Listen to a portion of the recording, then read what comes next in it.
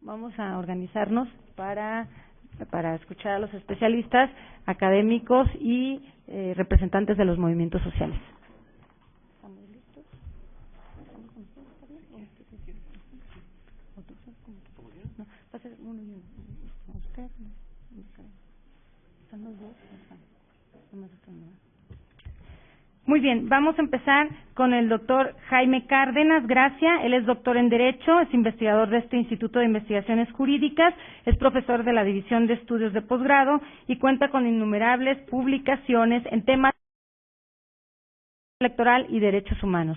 Y sin más, le damos el uso de la voz para escuchar sus comentarios. Muchas gracias, Aleida. Muchas gracias. Buenos días y bienvenidos al Instituto a todos ustedes. Ha sido muy interesante conocer y analizar el proyecto de ley que han preparado los movimientos sociales en esta materia. Yo tuve oportunidad de revisarlo hace unos 2 o 3 días. Me hizo favor Jorge Peláez de enviarme el borrador, el proyecto que ustedes han preparado. Yo tendría algunos comentarios sobre los ejes del marco jurídico en esta materia. Creo que lo fundamental, como se ha expuesto aquí, por ejemplo, el no considerar a la actividad minera como una actividad preferente, modificar el artículo 6º de la actual ley minera, desde luego constituye un paso fundamental para garantizar los derechos humanos y también la protección del medio ambiente, así como los intereses de la nación. Entonces creo que ahí no hay ninguna objeción, eso es de aplaudirse y de desarrollarse, como también el haber incorporado el derecho de consulta que establece el convenio 169 de la Organización Internacional del Trabajo para pueblos originarios y el derecho de consulta o de participación social que también establece el marco legal, así como las otras medidas de protección al medio ambiente, principalmente la prohibición de minería a cielo abierto o la protección de tiros verticales para explotar minas de carbón. Entonces creo que se cumple los objetivos, el proyecto de ley que ustedes han presentado, cumplen los objetivos por el que han luchado muchas organizaciones sociales en los últimos años. Yo tendría algunos comentarios en los que he insistido. Yo este tema, desde luego, no lo conozco tanto como ustedes, lo conocí tangencialmente cuando fui legislador. Algún grupo de compañeros de Oaxaca fue a verme y eso me hizo reflexionar en el tema. Era un tema que yo no conocía ni jurídicamente ni socialmente, y pude hace mucho tiempo presentar una iniciativa que desde luego esta es un proyecto de iniciativa que ha quedado superada con el proyecto que ustedes han planteado, pero he seguido reflexionando sobre el tema minero y hay una perspectiva. Ustedes como organizaciones sociales insisten sobre todo en 2 cuestiones que desde luego son correctas: el tema del derecho de consulta y el derecho de participación social como un requisito previo para la obtención de la concesión, y el otro tema es el de la prohibición de las minas a cielo abierto y en tiro vertical, que tiene que ver con la protección del medio ambiente y el equilibrio ecológico. Pero hay una perspectiva en la que me creo que también debemos reflexionar y que comentaba uno de los compañeros que participó al inicio de estos trabajos, el tema relacionado con la defensa de la nación. Es decir, el tema minero no solamente tenemos que verlo, es mi punto de vista, como una posible violación al derecho de consulta o la protección al medio ambiente, sino centrarnos también en la defensa de los principios constitucionales, del artículo, por ejemplo, 27 de la Constitución, del artículo 28 de la Constitución, que tengamos muy en claro que se trata de recursos que son propiedad de la nación, son recursos, por lo tanto, que están protegidos por el orden constitucional, que tienen que ver con nuestra soberanía nacional, que son recursos que no pueden ser objeto de un cálculo geoestratégico de las grandes empresas transnacionales. Y aquí me quiero referir sobre todo, por ejemplo, a algo que no encuentro, seguramente será motivo de las discusiones entre las organizaciones sociales, pero creo que sí debe ser polemizado por ustedes. El tema, por ejemplo, de la inversión extranjera. La actual ley de inversión extranjera permite el 100% de inversión extranjera en el rubro minero. Mi pregunta es, ¿se debe seguir manteniendo este esquema de permitir el 100% de inversión extranjera para la explotación de recursos que son de la nación? ¿O habría que establecer, como antes de 1992, un porcentaje máximo a la inversión extranjera? Antes de la actual legislación minera de 1992, la que está vigente, y la ley de inversión extranjera, se permitía un máximo del 49% de inversión extranjera. Yo creo, y los llamo simplemente a la reflexión sobre este tema, si no sería importante un debate sobre cuál es el porcentaje de inversión extranjera que debe ser establecido o permitido en esta materia. Otro tema que me parece también muy importante, supongo que estará tratado, que es el tema que tiene que ver con las comunidades y los pueblos originarios, que es el derecho preferente.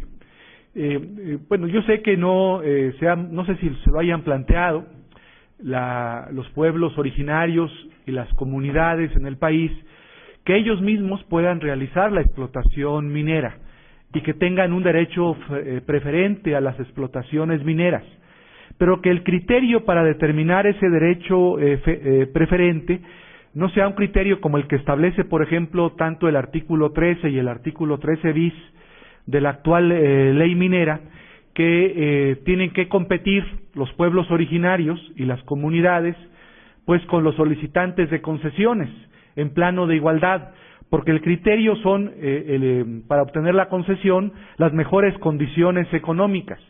Mi pregunta es, ¿cómo van a competir las comunidades y los pueblos originarios en términos de igualdad económica con las empresas mineras, sobre todo con las empresas mineras transnacionales, cuando el criterio fundamental para el otorgamiento de la concesión es el criterio económico? Entonces, este derecho preferente que tienen las empresas, los pueblos originarios y las comunidades se hace totalmente nugatorio, porque es un criterio preferente o es una preferencia que está condicionada pues a pujar con recursos económicos para tener derecho a la explotación minera. Entonces, aquí también yo insisto o insistiré en que es importante que este derecho preferente pues no trate igual a los desiguales, ¿no? Este derecho preferente a la explotación minera, si la comunidad o el pueblo indígena decide participar o realizar directamente la explotación minera, que sea un derecho preferente, pero que no pase por el tamiz de una consideración de carácter económico, porque si pasa por el tamiz de la consideración económica, siempre la empresa privada, minera, nacional o extranjera, tendrá posibilidades de obtener la concesión de manera sobresaliente respecto a los pueblos originarios o a las comunidades.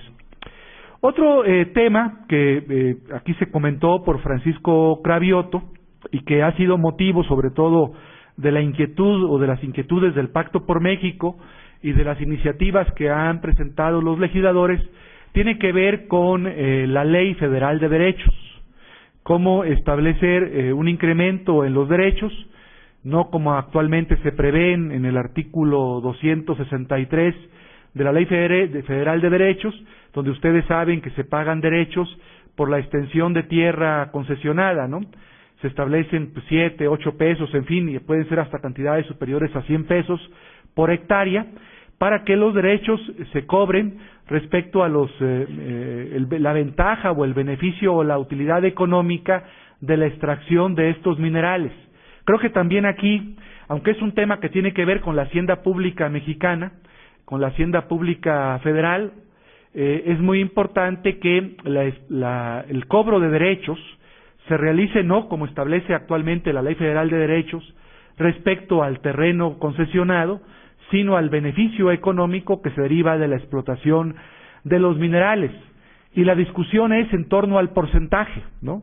Hay iniciativas que han presentado legisladores, sobre todo del Partido de la Revolución Democrática, pero también de otros partidos, en donde se establece, por ejemplo, un porcentaje del 5% sobre los beneficios o del 10%. En el derecho comparado es muy importante, por ejemplo, en Canadá, se llegan a establecer derechos o contribuciones por la explotación minera hasta del 18%. Entonces, creo que esta discusión no es una discusión baladí. ¿Cuál es el porcentaje que deben pagar las empresas mineras nacionales y extranjeras respecto a los beneficios económicos derivados de la explotación minera? ¿Debe ser el 5% sobre los beneficios? ¿Debe ser del 10%? ¿Debe ser del 15% o del 18%, como ocurre en la legislación de Canadá? También esto creo que no podemos eliminarlo de la discusión pública. Otro tema que sí está totalmente fuera de nuestras consideraciones, de las que hemos hecho hasta el momento, y que me parece muy importante, tiene que ser con el destino de estos recursos. Se plantea una reforma a la Ley Federal de Derechos y a la Ley de Coordinación Fiscal, pero aquí yo creo que hay que incidir también de otra manera, porque al final de cuentas, cuando se obtiene el beneficio económico, la contribución, ya sea por derechos o como se pretende por el cobro de regalías, el tema es ¿y quién vigila que estas regalías o estas contribuciones se destinen adecuadamente y se distribuyan adecuadamente entre federación, estados y municipios? Me estoy refiriendo aquí al papel del Congreso, sobre todo de la Cámara de Diputados, pero puede ser de las dos cámaras. Es decir, ¿qué facultades de vigilancia, de supervisión existen por parte del Congreso de la Unión, por parte de ambas cámaras, tal vez de la Cámara de Diputados, para vigilar, para supervisar que una vez que el Estado cobra los derechos o las contribuciones correspondientes, estas contribuciones se van a destinar al beneficio social, al beneficio de las comunidades en donde se realizan las explotaciones mineras, en beneficio de los municipios o en beneficio de los estados? Creo que sería también importante que pensáramos en algún mecanismo de supervisión y de vigilancia por parte de la Cámara de Diputados, principalmente de la Cámara de Diputados, para que el ejercicio de estos recursos se destinen en beneficio real de las comunidades y de los municipios, para que los recursos fiscales obtenidos no vayan a parar pues a otro tipo de proyectos que no tengan nada que ver con el beneficio de las comunidades que resienten las explotaciones mineras. Y este mecanismo no hay que confiárselo exclusivamente a la Secretaría de Hacienda, porque en la Secretaría de Hacienda llegan a esa bolsa como una panza, ¿no?, del Estado, ¿no?, los recursos, y Hacienda pues determina lo que se hace con esos recursos sin que haya una supervisión y una vigilancia sobre que la determinación de que esos recursos deben corresponder necesariamente a las comunidades y pueblos, municipios que resienten las explotaciones mineras. Luego hay otro tema en el que yo sí he insistido, en el evento que me invitaron al Senado de la República, me refería a él, que es dotar de armas jurídicas a las comunidades y a los pueblos. Yo hablaba en la invitación que me hicieron al Senado de la República de la necesidad para que la legislación minera dote a los pueblos y a las comunidades de las acciones colectivas.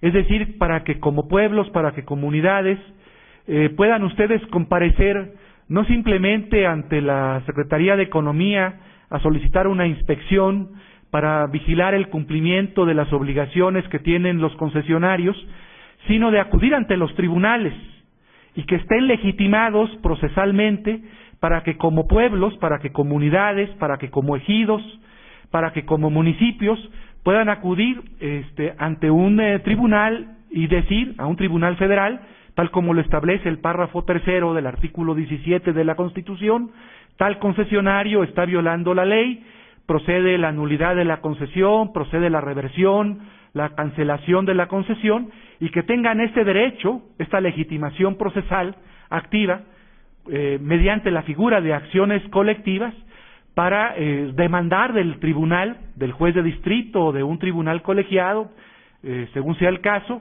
el cumplimiento irrestricto de la ley minera, cuando los concesionarios violen estos derechos mineros o las obligaciones que establece la ley correspondiente. Creo que es importante que los pueblos y las comunidades estén dotados de estos instrumentos jurídicos, ¿no? Hasta el momento lo que ha ocurrido cuando hay un conflicto social, como en San Luis Potosí, o en Oaxaca, o ahora en el estado de Morelos, o en Veracruz, o en Baja California Sur, o en tantos lugares de la República, pues las comunidades se movilizan, las comunidades protestan, las comunidades le piden a la Secretaría del Medio Ambiente, rechaza o niega el permiso de impacto ambiental, o Secretaría de Economía autoriza una inspección a esa explotación minera, pero no se tiene la vía para acudir directamente ante el juez de distrito y decirle anula, cancela, revierte la concesión minera porque este concesionario está violando las obligaciones que establece la ley. Es decir, hay que dotarlos de estas vías jurídicas para que las comunidades tengan manera, conforme al Estado de Derecho, pues de reclamar y de exigir el cumplimiento de las obligaciones por parte de las empresas mineras que han sido beneficiadas con una concesión. Luego está otro tema en el que me han hecho reflexionar algunos de ustedes.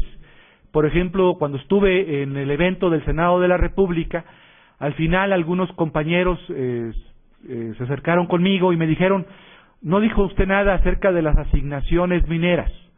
Yo creo que el tema de las asignaciones mineras es un asunto que debemos discutir, que se debe discutir, porque desde mi punto de vista las asignaciones mineras no tienen fundamento constitucional. El artículo 27 de la Constitución habla de concesiones, pero nunca habla de asignaciones mineras. Yo me pregunto cuál es el asidero constitucional de las asignaciones mineras. No tiene fundamento constitucional. Es una suerte de un permiso previo a la concesión para que el Estado mexicano, el Instituto Nacional Geológico o Geológico Nacional, otorgue estas asignaciones mineras sin cumplir con el procedimiento de la concesión. Entonces, en materia de asignaciones mineras, también yo los invito a reflexionar para determinar hasta dónde, que nos expliquen las autoridades, que nos explique el Instituto Geológico Nacional y la Secretaría de Economía, hasta dónde las asignaciones mineras tienen o no un fundamento constitucional. Desde mi punto de vista, las asignaciones mineras en México no tienen ningún fundamento constitucional y ese tema tendría que ser revisado. Por lo demás, pues creo que el borrador, la iniciativa que ustedes han presentado, es una iniciativa que responde a las expectativas de los pueblos, de las comunidades, de las organizaciones sociales que han luchado en este tema. Me parece muy interesante lo que se ha establecido para limitar la duración de las concesiones mineras, para establecer la diferenciación entre concesiones por exploración y por explotación. Me parece también muy interesante que hayan establecido pues que no es una actividad preferente o prioritaria como establece el artículo 6º de la actual ley minera.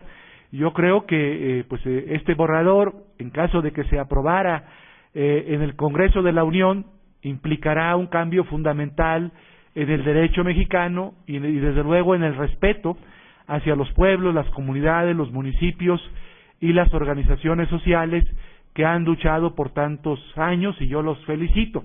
Ya con que se aprobara esto que ustedes llevan hasta este momento, se alcanzaría, sería un modelo totalmente distinto de la explotación minera en México. Pero bueno, aquí en México nos gusta mucho eso, ¿no? Somos un país gradualista, que nos gusta ir poco a poco produciendo cambios jurídicos. nos caracterizamos por eso. Claro, dice Francisco, así nos dejan, pero yo les pido que vayamos por más, ¿no? Vayamos por más, a ver qué suerte corremos. Estamos en manos de los legisladores federales. Vamos a ver al final de todo esto que se vaya a presentar como iniciativa a la Cámara de Senadores o a la Cámara de Diputados, a ver qué es lo que tienen a bien aprobar, ¿no? Claro, ya sé que no depende de solamente, y aquí sería injusto con los partidos de izquierda, no depende de ellos, ¿no? No depende de los compañeros del PRD, porque tienen que negociar esto con los compañeros del PAN y los del PRI, de otros partidos políticos, y ahí las visiones y las expectativas son distintas.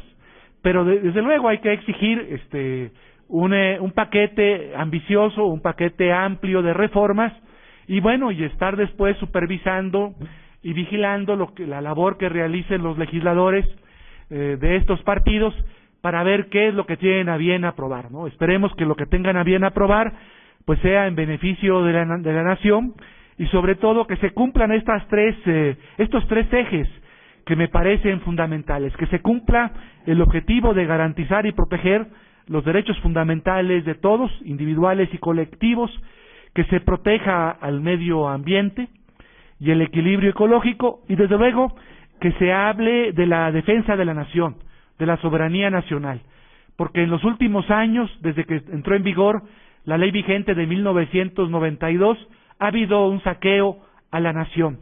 Se llevan el oro, la plata, el cobre, en fin, los metales que explotan las empresas mineras, y no sabemos los mexicanos cuántos se han llevado. Esos recursos mineros podrían ser, por ejemplo, servir para garantizar la estabilidad económica de nuestro país, ¿no? Imagínense si esos recursos mineros fueran explotados por el Estado y sirvieran para garantizar, pues, al peso mexicano, ¿no? La viabilidad del peso, nuestro tipo de cambio del peso mexicano, y no se llevaran esos recursos mineros las empresas canadienses, inglesas, norteamericanas, como ocurre hoy. Entonces hay que también analizar este tema desde una perspectiva de la nación, del respeto a los recursos naturales de la nación. Los recursos minerales deben ser de los mexicanos y de nadie más. Por eso yo los invito a reflexionar sobre este tema de la inversión extranjera. ¿Hasta dónde debemos permitir que estos recursos mineros sigan siendo explotados por empresas mineras al 100%? ¿Hasta dónde deben establecerse límites a la inversión extranjera en la materia? Por su atención, muchas gracias.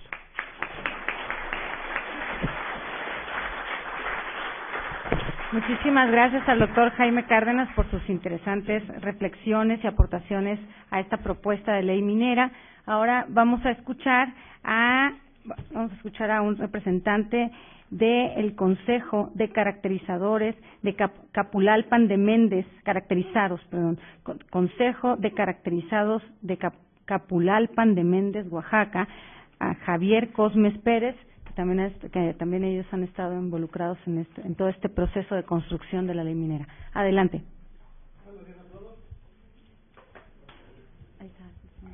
Buenos días a todos. No a la minería, sí a la vida. Esto lo estamos diciendo desde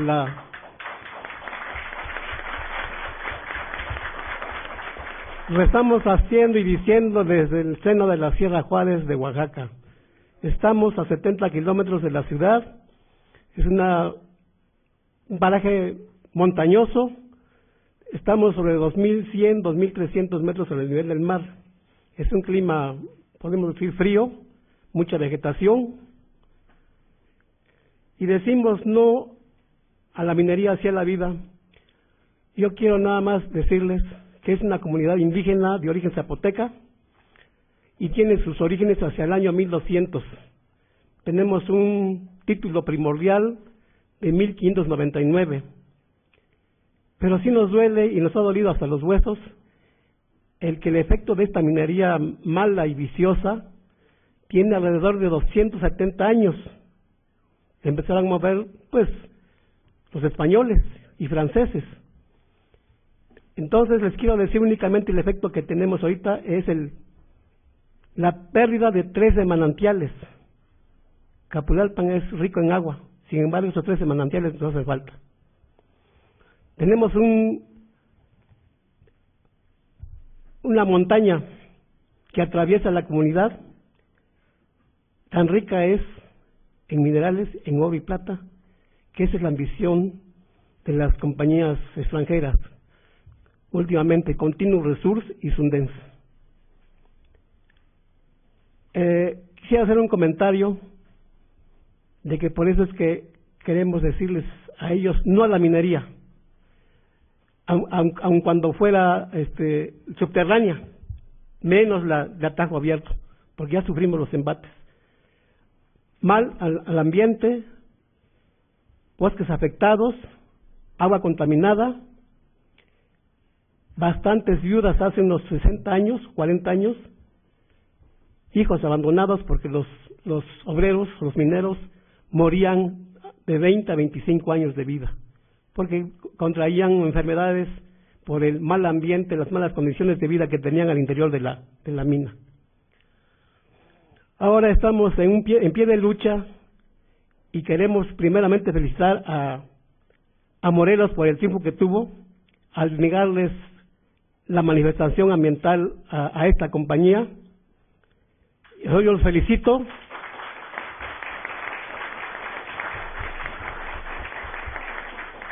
Y nos llena de gusto y alegría porque creo que estamos haciendo poco a poco las cosas, pero bien hechas.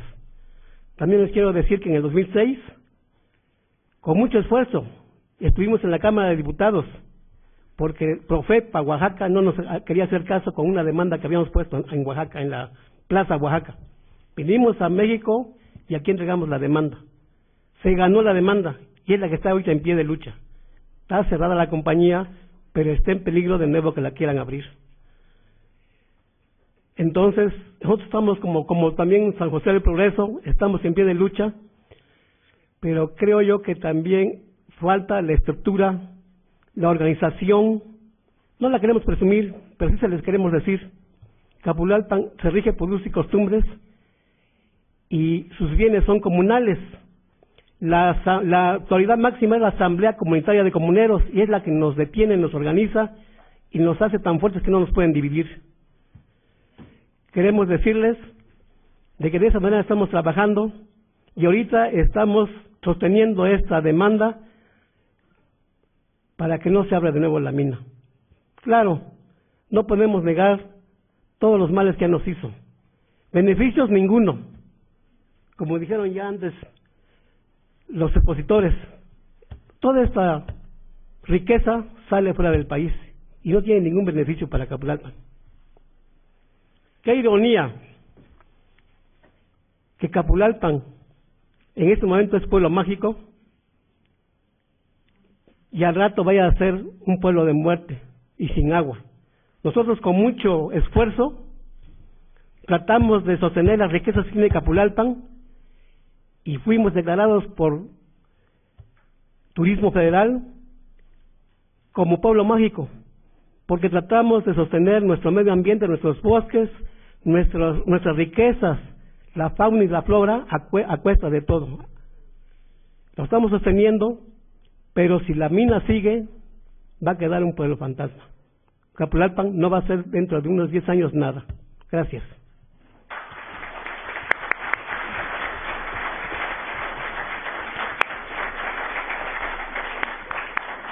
Muchas gracias a Javier Cosmes Pérez, miembro del Consejo de Caracterizados de Capulalpan de Méndez, Oaxaca. Ahora vamos a cederle el uso de la voz al maestro Francisco López Bárcenas. Él es integrante de COAPI, es investigador también del Centro de Estudios de Desarrollo Rural de la Cámara de Diputados, es articulista de la jornada y cuenta con una vasta producción en temas de derechos de los pueblos y autonomía y hace muy poco tiempo presentó un nuevo libro, bueno, tiene muchos, cada mes presenta un libro y tiene uno que se denomina El Mineral o la Vida, de Editorial Ítaca, en coautoría con Mayra Galicia. ¿Sí? Muy bien, adelante, Francisco. Bien, compañeros, muchas gracias. Muchas gracias al Instituto de Investigaciones Jurídicas, siempre es bueno volver a casa y estar además con los maestros y además con los tatas de allá de Oaxaca. Yo comenzaría diciendo, hay que festejar este proyecto de ley minera, pero no hay que olvidarse de que es una línea más dentro de la lucha de los pueblos. Seguramente yo estoy convencido de que no hay otra forma de parar la minería que con la movilización de los pueblos. Esta es una línea más. Y diría, me han pedido que hable un poco sobre el contenido de la legislación, de la propuesta de ley en materia de derechos indígenas, y yo comenzaría diciendo, estamos en el cuarto ciclo de la colonización de los pueblos indígenas. Los pueblos, pues, siguen siendo colonias, desde mi perspectiva, en el siglo XXI, sería el cuarto ciclo. No me voy a detener en eso. Diría, básicamente, hay un predominio del capital transnacional en todo. Hay un predominio, sobre todo, por los tratados comerciales. Hay una acumulación de la riqueza por despojo, que esto es muy importante, porque entonces no estamos produciendo plusvalía, el capital no está produciendo plusvalías, se está robando prácticamente lo poco que nos queda de la naturaleza. Hay un despojo y destrucción del patrimonio de los pueblos indígenas, y esto me parece grave también por una cuestión.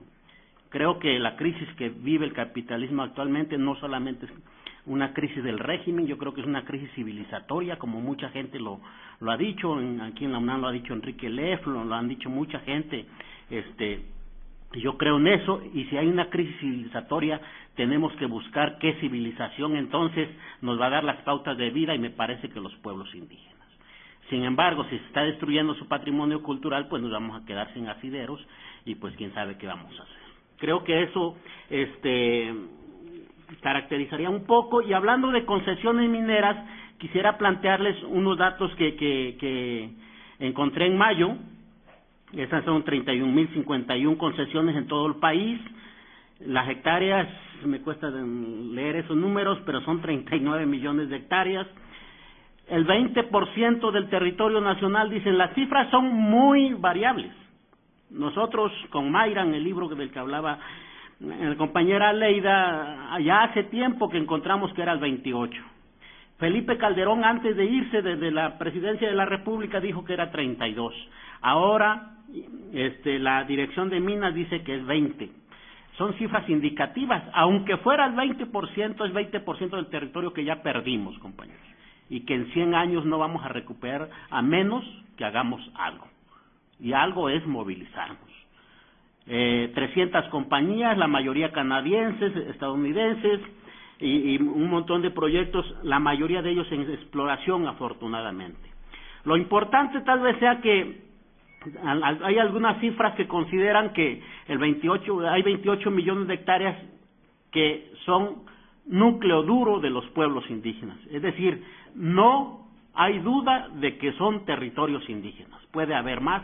Desgraciadamente en este país, como no se reconocen los pueblos indígenas, no hay medición de los territorios, y lo que tenemos, o medimos por vía núcleos agrarios o medimos vía municipios, y pues eso nunca nos da una cifra exacta.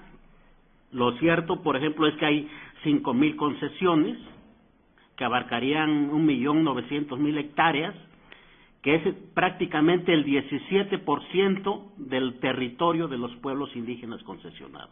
Si a nivel nacional es el 20, a nivel de pueblos indígenas es el 17, o sea, no varía mucho el asunto aquí. Hay pueblos rarámuris en Chihuahua, por ejemplo, los chatinos, los zapotecos en Oaxaca, los mixtecos en Oaxaca, en Guerrero, en Puebla, los coras en Nayarit, los tepehuanes en Durango. Y el último dato es catastrófico. Los quiliguas, los quicapú, los cucapá, los pimas y los guarijíos, zonas históricamente dedicadas a la minería, están totalmente concesionados los territorios de los pueblos. Y esto es en el norte del país, y evidentemente que los pueblos no saben. Bueno, pero los pueblos resisten. Hemos visto a Sautla, por ejemplo, sacar por la fuerza a las mineras. hemos visto a los huirráricas defendiéndose, hemos visto a los compañeros, a los zapotecos, a los de Ocotlán, pero también a los de Capulalpan, a los de la Sierra Sur en Oaxaca, hemos visto a los de la montaña de Guerrero, hemos visto Chicomurcelo en Chiapas, hemos visto a muchos pueblos, ahora nos congratulamos por lo de Morelos. Lo que estamos viendo, desde mi punto de vista, y por eso decía, es una línea más, es que los pueblos hace rato que se están defendiendo. Creo que deberíamos voltear a verlos con más cuidado. Hace rato que se están defendiendo y no están usando solo una vía. Yo creo que esto es importante, es decir, no están yendo solo a los tribunales, no están yendo solo a los medios, no están solo haciendo marchas, no, están haciendo una combinación de muchas formas de lucha, evidentemente de las que pueden, ¿no? Y yo creo que eso valdría la pena. En ese contexto ubicar la propuesta de reforma que se ha hecho. Yo diría, ya entrando en materia, la propuesta tiene contenidos mínimos. Es decir, no podemos aceptar en una perspectiva de derechos y de movimientos, de derechos humanos y de movimientos algo menor que esto. Y otra cosa que diría es, se está prácticamente homologando al derecho internacional. Una cosa que también el Grupo de Trabajo de Naciones Unidas sobre pueblos indígenas ya le recomendaba al Estado hace un rato. Bueno, si el Estado tuviera alguna voluntad, debería ver que por aquí le estamos abriendo una puerta para que ellos pues puedan cumplir básicamente con sus compromisos internacionales. Y la otra cuestión que resaltaría de la propuesta de reforma es que abre un capítulo especial. Así como abre 2 capítulos en términos de concesiones, que abre uno de participación social, hay un capítulo específico sobre pueblos indígenas. A diferencia de lo que trae actualmente el artículo 13 y 13 bis de la ley minera vigente, aquí hay un capítulo, y diría básicamente, ¿qué dicen esos artículos? Primero, recupera el asunto de lo que establece el artículo 2 constitucional en el asunto de la preferencia de los pueblos al acceso de los recursos naturales. Quisiera plantear o resaltar que cuando uno dice preferencia, es preferencia, es decir, no es en igualdad con otros, ¿no? Es que simplemente por el hecho de ser pueblos tienen esa prerrogativa de ir primero que los demás, y solo que los demás solo que no la quieran, entonces podrían entrar los demás. El otro es que si entran los demás, los terceros, bueno, tienen necesariamente que beneficiarse esos pueblos de los recursos que están en sus territorios. El otro asunto es no destruir los territorios. Y por territorio me estoy hablando un poco, como decía el compañero Guillermo hace un rato, el ambiente, ¿no? Es decir, no estamos hablando de la tierra, estamos hablando de la relación cultural, estamos hablando del ambiente, estamos hablando de los ojos de agua, estamos hablando de todo lo que implica eso. Y que si no hubiera forma de evitar, o sea, si se considerara que es necesario la explotación y no se puede evitar tomando todas las medidas que sean necesarias, hay que repararlo de una manera justa. ¿Qué es una manera justa desde el punto de vista de la ley? Pues que los pueblos puedan seguir existiendo como pueblos y ejerciendo sus derechos, no dándoles dinero, o no solamente dándoles dinero. Eso implicaría básicamente entrar a ver las condiciones en que se desarrollarían las actividades. Ahí lo que se propone son una serie de cosas, en principio, que no destruyan la posibilidad de que los pueblos puedan seguir existiendo, y recogiendo lo que ha sido la jurisprudencia de la Corte Interamericana de Derechos Humanos, planteamos que se pone en peligro la existencia de un pueblo cuando se le prohíbe producir sus propios alimentos, cuando se le prohíbe acceder al agua para poder satisfacer sus necesidades, cuando se le prohíbe acceder a los lugares sagrados que ellos contemplan, entre otras cosas. Ya decía, se tendrían que tomar medidas para evitar la contaminación a la destrucción de los territorios. Y yo creo que aquí es muy pertinente la observación que hace el doctor Jaime Cárdenas en el sentido de cómo, ¿no? Cómo, recuerdo la iniciativa que él había propuesto de una garantía y cosas. Yo creo que eso también no lo hemos discutido. Y los beneficios que obtendrían los pueblos. Tendrían que pactarse eso. Nos parece importante que dentro de la ley se establece que cualquier acto que se haga contraviniendo estas disposiciones serían nulos de pleno derecho. No habría que ir a un tribunal para que los declarara nulos, serían nulos de pleno derecho. Y viene lo que decía, miren, a mí me parece, esta es una idea que me surgió ayer, lo digo por los movimientos, pero me parece que siendo esta una iniciativa, una línea más de lucha, viendo lo de Morelos, compañeros, viendo los juicios que se han ganado en Zacatecas, en Durango, en Jalisco, viendo todo esto que se ha hecho, viendo la experiencia que hay en San Javier, yo decía que tenemos que plantear también como otra línea, o deberíamos de plantear, o los movimientos deberían de plantear como otra línea, llevar demandas colectivas a los tribunales. A mí me parece, por ejemplo, que ya deberíamos plantear una demanda colectiva de cancelación de todas las concesiones existentes en los territorios indígenas por no consultarse. Ahí hay un elemento que invalida, desde mi perspectiva, el asunto de las concesiones y deberíamos plantearlo. Yo creo que por lo menos hay que discutirlo en los movimientos.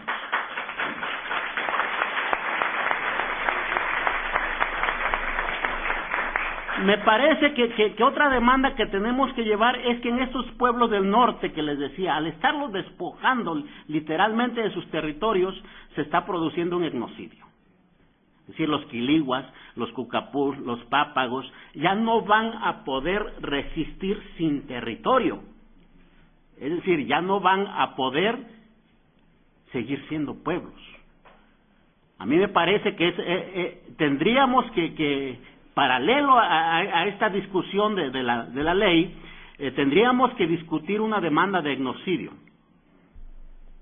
Y creo que otras demandas que podemos ir planteando como asunto de los movimientos es insistir en los juicios por la contaminación ambiental y por la desocupación de las tierras. Sospecho que hay muchos lugares en donde los contratos son completamente leoninos. Entonces, ver esa posibilidad me parece que va a ser importante en términos de movilizar a los pueblos, de movilizar a los pueblos por sus derechos. Finalmente diría que siendo esta una demanda o siendo esta una propuesta desde los movimientos, para mí lo más importante es que los movimientos la conozcan. Es decir, que tengamos la iniciativa y que la llevemos a los pueblos a discutirla. Francamente me parece mejor eso que llevarla al Pacto por México, lo digo con todo respeto.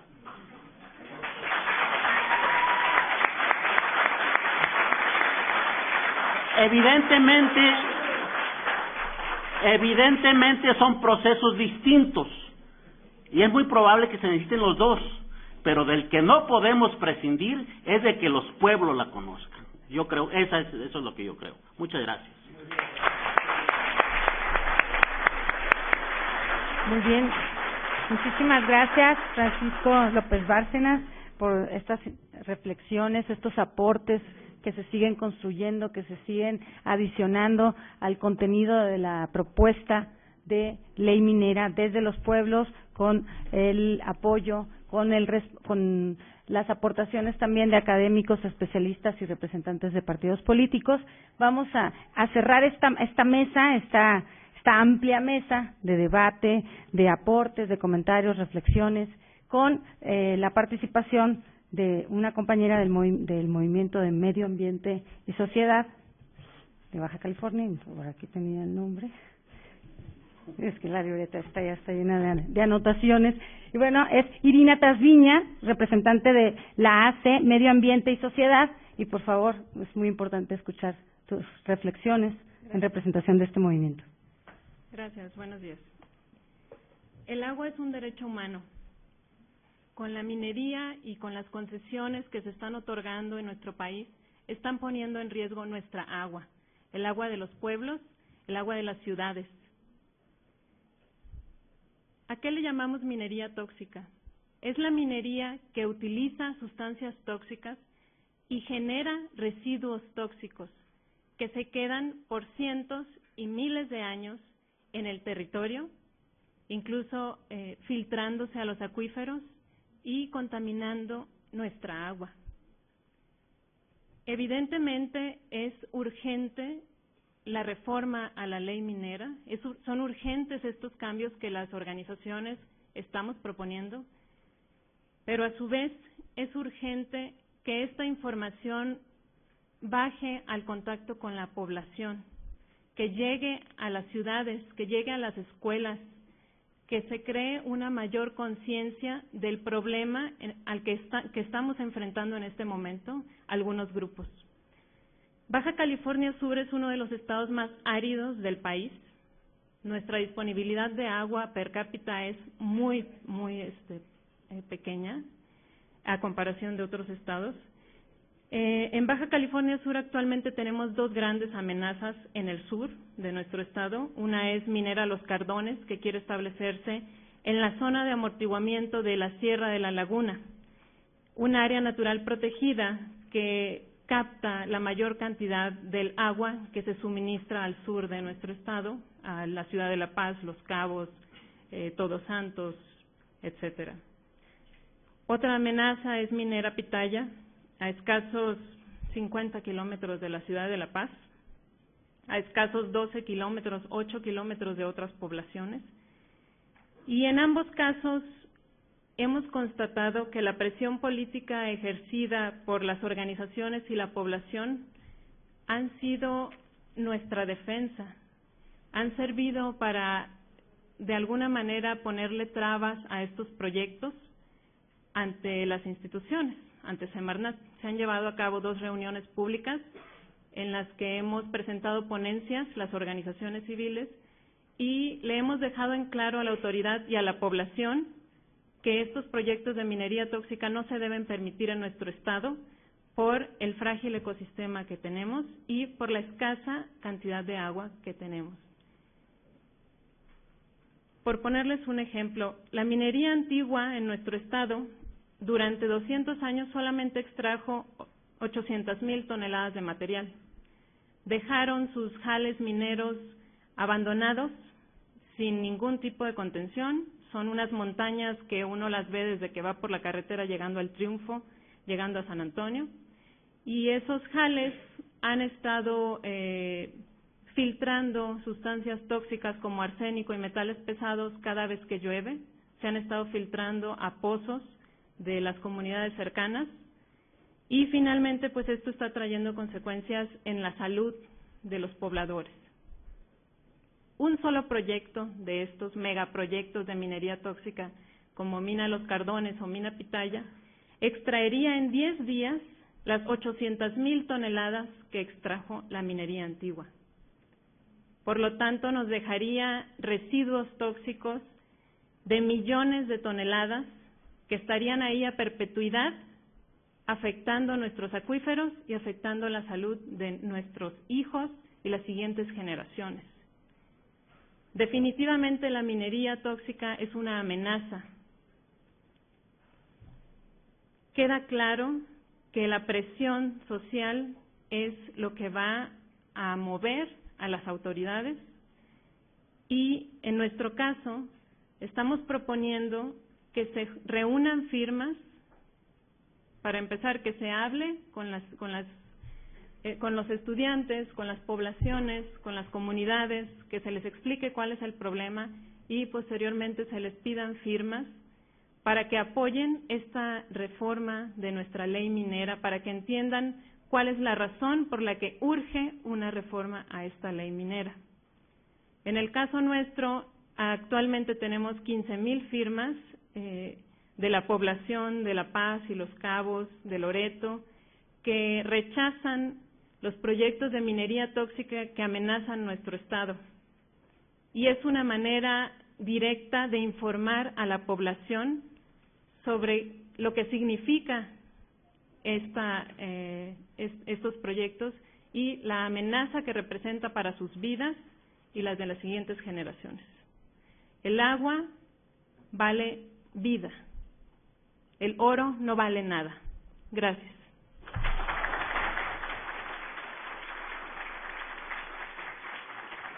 Muchas gracias a Irina Trasviña, de Medio Ambiente y Sociedad AC, de Baja California Sur.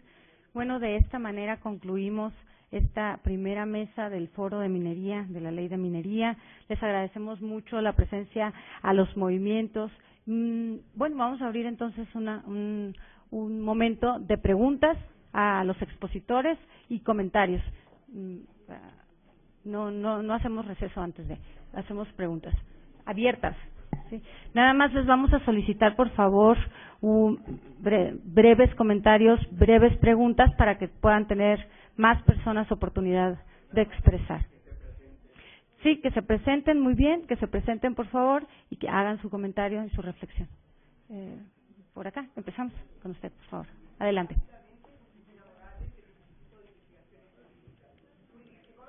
Económicas, sí.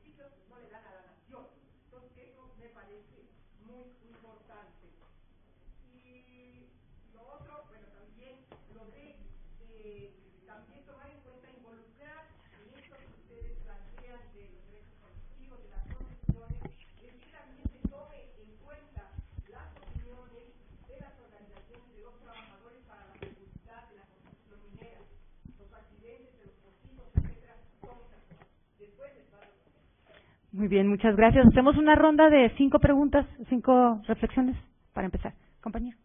Perdón. Sí. Y para que los escuchen, porque se está transmitiendo por TV UNAM, TV sí, Jurídicas, TV Jurídicas. Buenas tardes a todos y buenas tardes al panel. Muchas gracias, fue muy gratificante escuchar las participaciones de cada uno y tengo algunas 3 preguntas muy puntuales en las que quería decirles. La primera era en torno al comité que redactó la propuesta de ley, que yo sé que es una ley que está escuchando y va enfocada hacia las comunidades, pero yo quisiera ver si en algún punto trata la ley o la propuesta de ley sobre los flujos financieros que existen para financiar la minería, ¿no? Y la megaminería, porque creo que es algo muy importante, ¿no? Que desgraciadamente no hay en la actualidad una ley que intente transparentar las acciones de la minería, ¿no? Y de la gran minería y cómo se intentan financiar. Tienen los casos de que hay algunas entidades que son abiertas a bolsa, ¿no? Y ahí podemos saber un poco, pero en realidad no hay mucho, ¿no? Entonces, si se está tratando este tema o cuál es la propuesta, ¿no? La otra era, pues, mucho como decía la doctora, ¿no? ¿Qué sucede con los temas de... A mí se me ocurría si hay algún apartado en la propuesta de ley sobre democracia sindical, ¿no? Porque en la actualidad, no sé, el sábado pasado, si vemos, nos damos cuenta, hubo en la mina del Coronel, en Zacatecas, hay un paro de labores lleva una semana, donde el sindicato, donde 740 trabajadores fueron despedidos de la mina por exigir el pago de utilidades. Esta mina pertenece al grupo... a Grupo Frisco, ¿no? Del hombre más rico del mundo, Carlos Slim, una vergüenza que sea mexicano, y el sindicato que apoyó la lucha, el Sindicato Nacional Minero, se fue a huelga con otras 2 minas, ¿no? Para presionar el pago de las utilidades y que no fueran despedidos 740 trabajadores, que me parece gravísimo, ¿no? Entonces, sería que habla sobre derechos laborales, sobre democracia sindical, esta nueva propuesta, y en el caso puntual era contigo, Irina. Tengo entendido de el otro proyecto,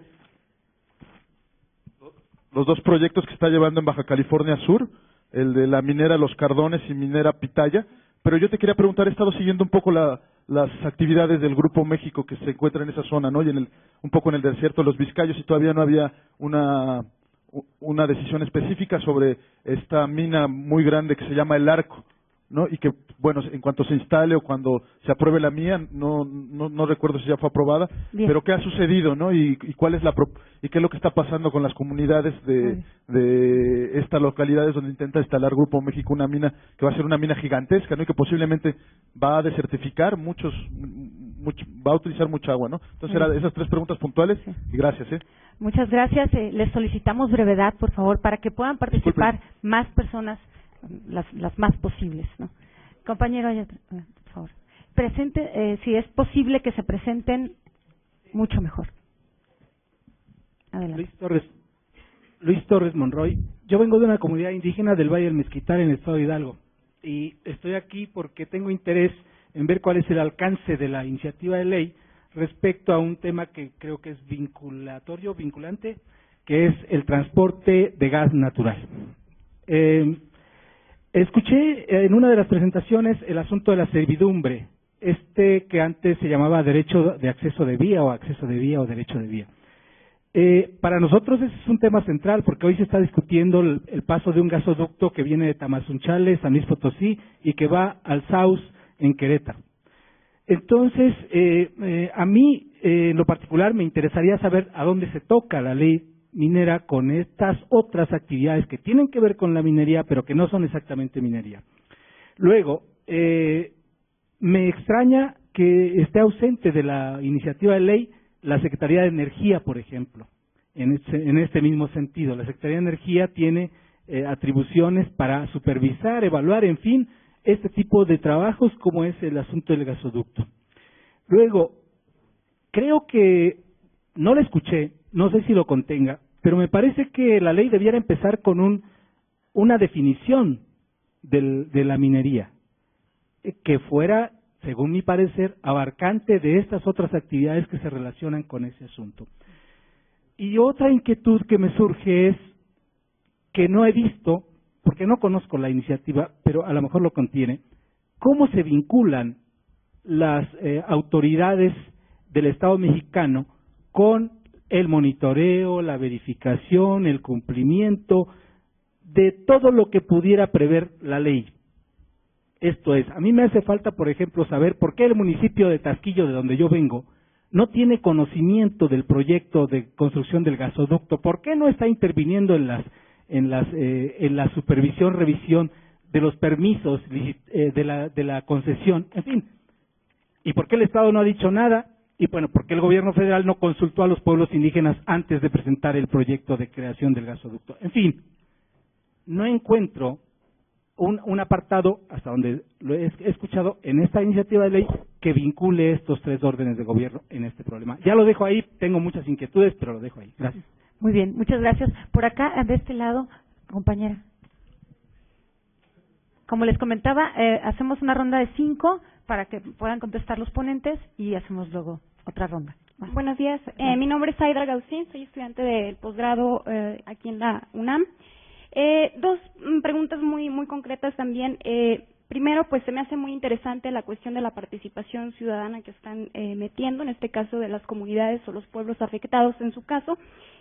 Pero al respecto, me gustaría saber qué han pensado acerca de cómo se le hará para que se le informe a los pueblos, para que tengan la perspectiva pues de los beneficios, las ventajas y desventajas de la colocación de una empresa minera en el lugar, porque pues esta es una cuestión que en ocasiones es manipulada por pues cuestiones de intereses políticos y ese tipo de cuestiones que a veces pues se puede ahí dar paso a manipular a las masas sociales, no precisamente que estén tan informados de los beneficios o desventajas o ventajas que pueda traerles a la población.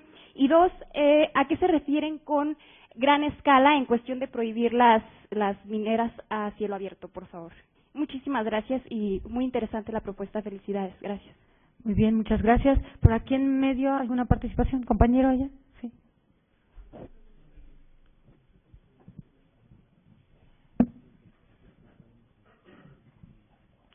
Bueno, compañeros, mi nombre es Melitón Izazaga Costa y vengo de Lázaro Cárdenas, Michoacán. Como sabemos, en Lázaro Cárdenas, Michoacán, en la mira, tenemos a la empresa minera ArcelorMittal.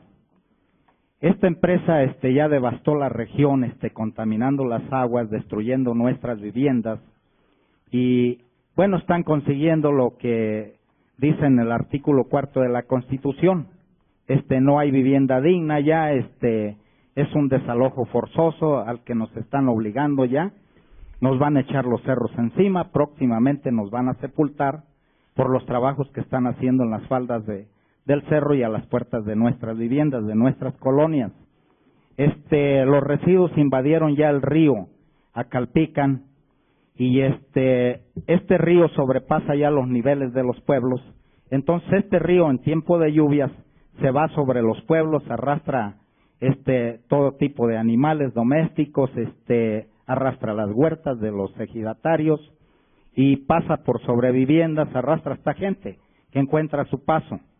Entonces, vemos que definitivamente este lugar ya no es apto para la vida por la contaminación, está muriendo la flora y la fauna, tenemos enfermos de cáncer terminal, dermatitis, roña y todas las enfermedades, dengue clásico y hemorrágico, y bueno, no encontramos en el gobierno en nuestras demandas, encontramos que son socios con los empresarios, pero últimamente se asocia también la delincuencia organizada con los empresarios y con el gobierno, y bueno, todo esto es para callarnos. Últimamente están respondiendo, matando a todos aquellos que llevan las demandas, como fue el viernes pasado, que mataron al licenciado que llevaba la demanda por invasión de ArcelorMittal a los predios de los ejidatarios en Lázaro Cárdenas, Michoacán. Gracias, compañeros, sin embargo no oigo que nuestro nombre se mencione mucho por aquí, a pesar de estar nosotros durante cerca de 40 años ya con este problema, insistiendo en demandas y todo que nos han negado. A la senadora Iris por aquí presente, por favor, le quisiera yo pedir una explicación nada más breve, si pudiera, sobre de qué ha pasado con el amparo que nosotros metimos en Uruapan, Michoacán, que nos han estado negando. Gracias. ¿Sí? Muchas gracias. Bueno, aquí tenemos otra inquietud, rápidamente. Nos dice Rosa Isela de la Rocha Nevares, de la Asociación Duranguense de Mineros AC, que en su ley se olvidaron de los pequeños mineros mexicanos. No puede una ley medirnos con la misma vara, inclúyanos en su consulta, comentaron ellos, ¿no? Bueno, les damos el uso de la voz a los ponentes para que hagan algunos comentarios y respuestas correspondientes a las inquietudes del público, de los compañeros y compañeras. También brevemente para que podamos hacer otra ronda de preguntas. ¿Qué tal? Bueno, brevemente vamos a tratar de dar respuesta a todas las inquietudes que fueron manifestadas. En primer lugar, lo que se mencionó sobre derechos a la minería. La propuesta de reforma que nosotros presentamos va acompañada de una propuesta de reforma a la Ley Federal de Derechos, a la Ley de Coordinación Fiscal y al Código Fiscal de la Federación. No obstante, esta parte de la ley no fue, solicitada por los movimientos que la cubriéramos en ese momento, por eso ahorita está solamente a propuesta y falta todavía rebotarla con el resto de los movimientos. Alguna de las cosas que contiene esta propuesta, que por supuesto está totalmente a discusión, es algunos de los elementos que contiene, por ejemplo, los derechos ya existentes que están plasmados en el artículo 263 de la Ley Federal de Derechos.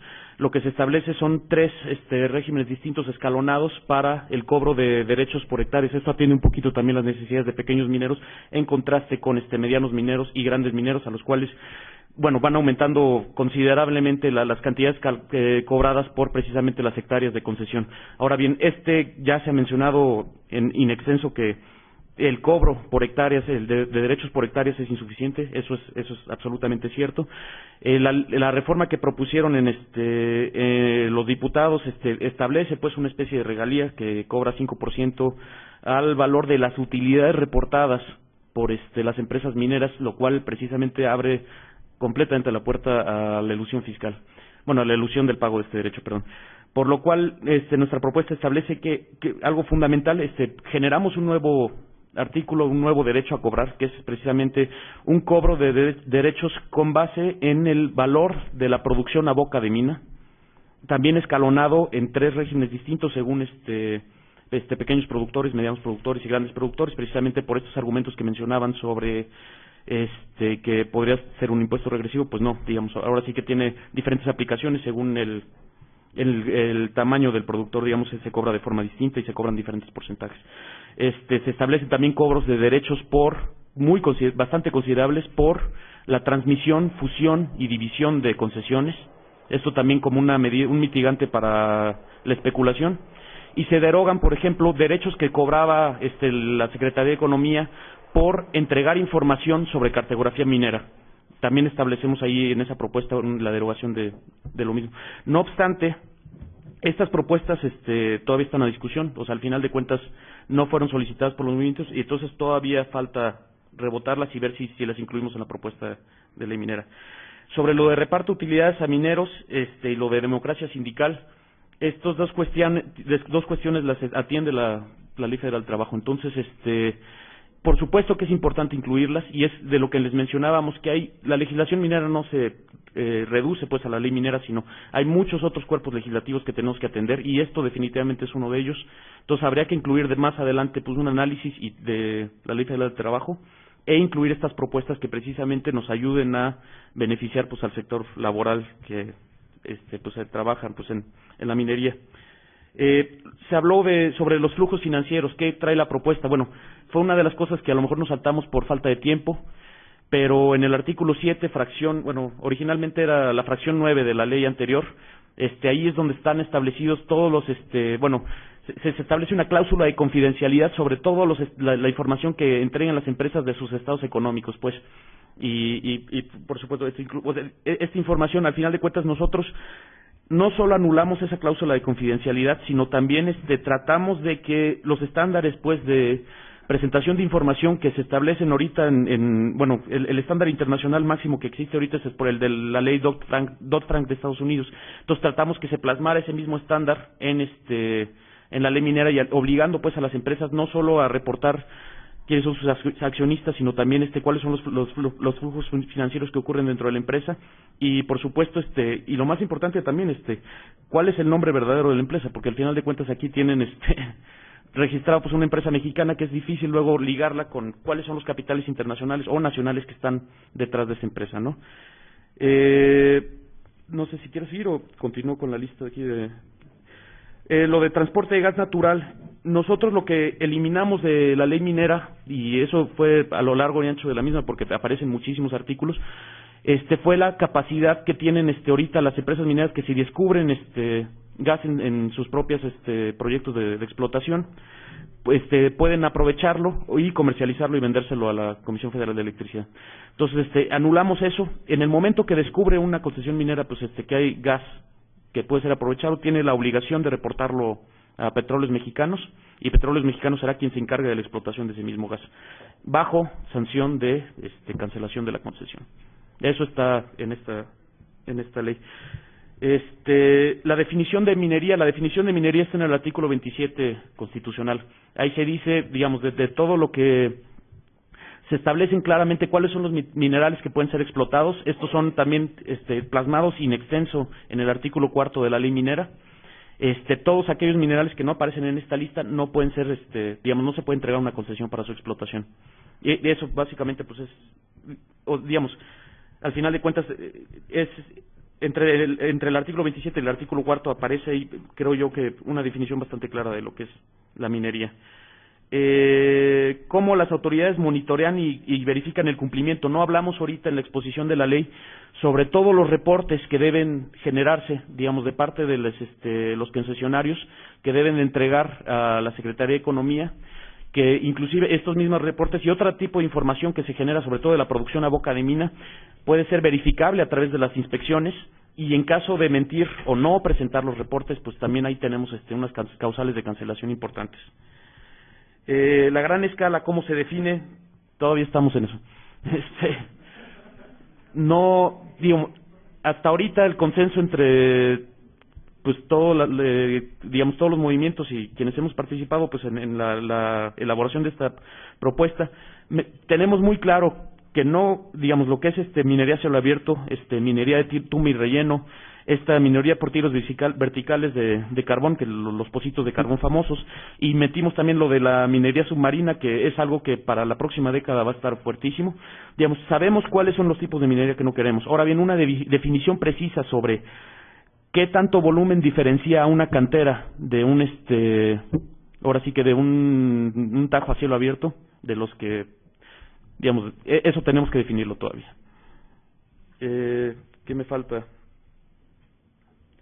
Creo que si falta algo, pues ahorita lo volvemos a tratar. Sí, rápido, un punteo rápido. Creo que por parte de la comisión redactora, Francisco agotó casi todos las respuestas. Con relación me consulto con relación a lo de los pequeños mineros, hay aspectos que han sido tocados. Se trató en esta propuesta inicial que se está en construcción de la parte fiscal, proteger a los pequeños mineros no haciendo que paguen el mismo impuesto que la gran minería.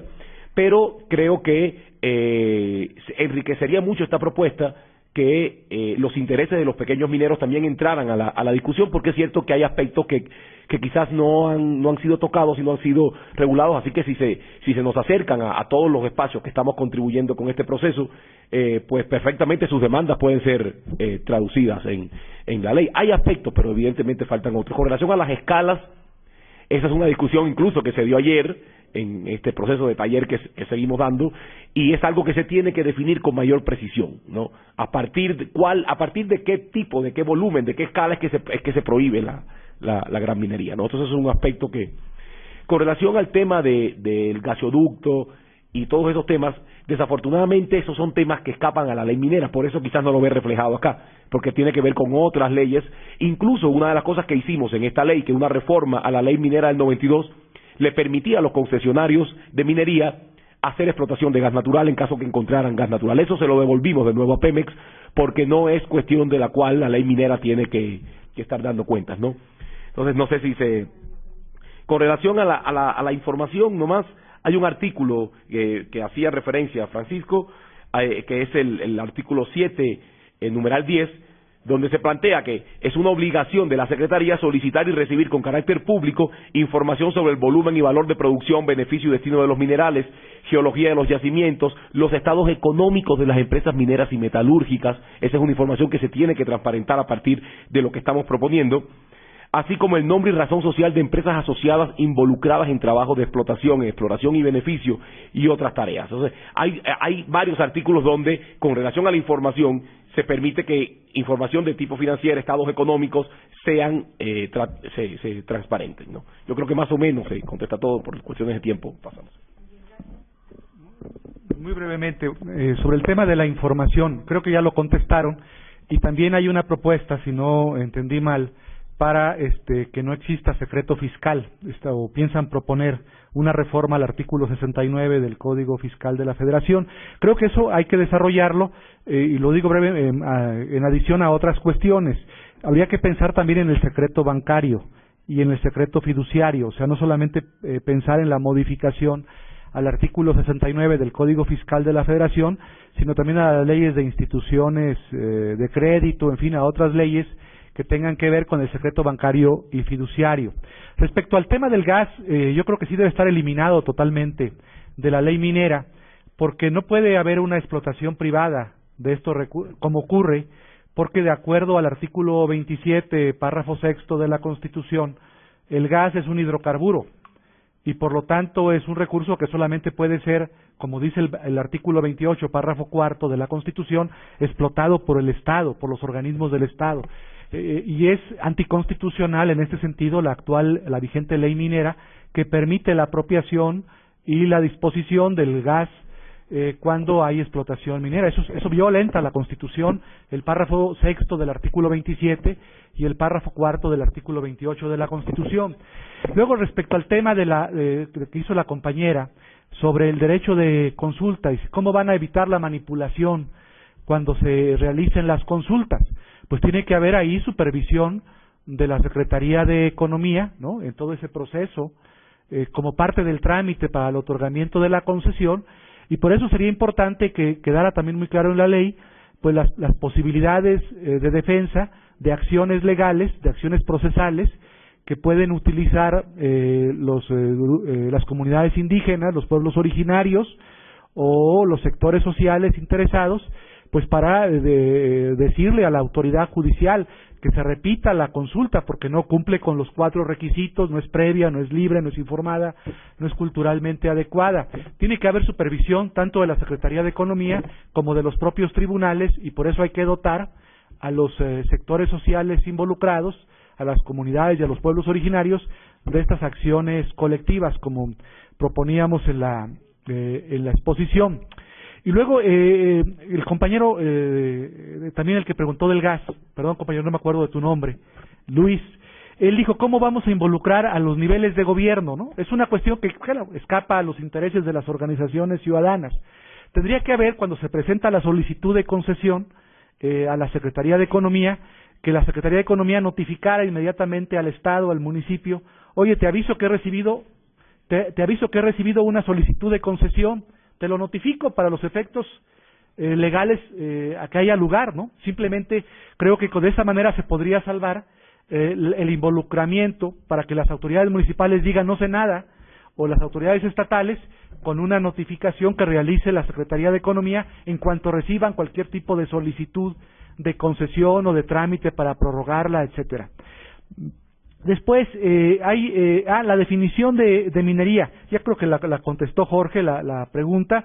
Es una definición que está en la propia Constitución, en el artículo 27 y en la propia ley. Yo lo único que sí me acuerdo mucho del libro que escribió Francisco.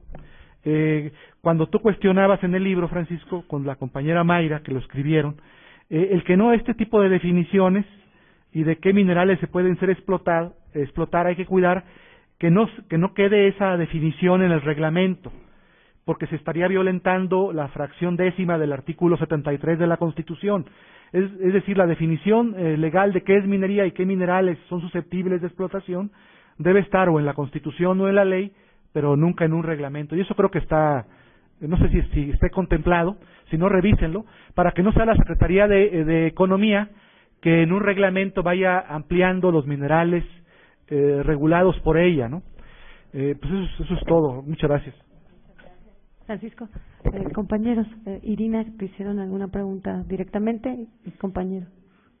Bien, referente a Minera El Arco, aún no tienen los permisos, no tenemos noticia de que la manifestación de impacto haya sido autorizada. Sin embargo, nosotros estamos buscando espacios para darle información a la población. La población está muy cerrada porque, como ustedes saben, las mineras pues llegan con regalos, pues tienen toda la experiencia para convencer a la población de que lo que ellos les están ofreciendo es lo mejor. Y pues, como les comentaba, es obligación pues de quienes conocemos del tema, organizaciones o civiles, personas cualquiera, que ya estén enterados de cuáles son los efectos de la mega minería tóxica, pues estamos obligados a compartir esa información, a difundirla, y en nuestro caso pues nos sentimos con esa obligación y estamos buscando los espacios para llegar a la población del Vizcaíno. No es fácil, porque una vez que una población ha sido convencida y llegas tú a decirle, ¿sabes qué? Lo que la mina te está prometiendo son mentiras, lo que va a pasar con su población es que se van a quedar sin agua, lo que va a pasar con sus hijos es que se van a enfermar por estar respirando aire con arsénico y metales pesados, pues a veces las poblaciones no reaccionan como debieran, incluso hay actos de violencia, es un poco difícil, ¿no? Pero pues yo creo que cada uno de nosotros podemos hacer nuestra parte, compartiendo lo que hoy hemos escuchado aquí y lo que se encuentra en las redes. En Internet hay muchísima información, no es solamente México el que está luchando contra la minería tóxica, es Uruguay, Argentina, Ecuador, en toda Sudamérica estamos luchando, en España están luchando, en algunos países de Europa están luchando contra este tipo de megaminería. Y pues es responsabilidad de cada uno de los que estamos aquí compartir la información a quienes todavía no tienen acceso a ella.